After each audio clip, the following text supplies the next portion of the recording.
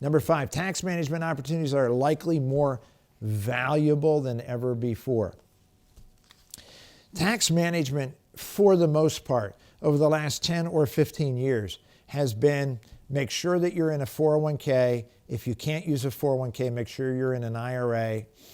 Buy your home and have a mortgage so that you have a mortgage deduction.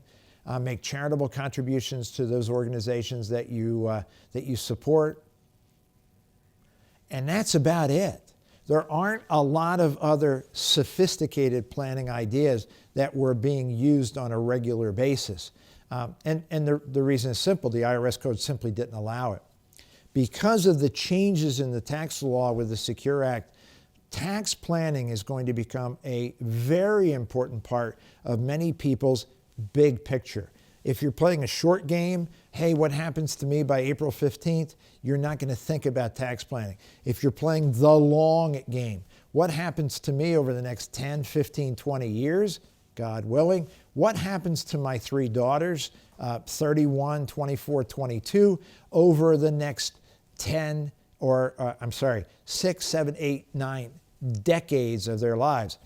If you're playing the long game, you must have very efficient tax planning. You're going to look at tax-deferred annuities, for example. You're going to look at the power of life insurance leverage, for example. You're going to want to look to use some of your capital now, maybe pay a little bit of tax up front to avoid tax in the future. There are a lot of tax planning opportunities that you need to take advantage of, and you're going to want to sit with a tax professional. You're going to want to sit with your financial advisor and get those clear. Folks, that's just half of the Secure Act.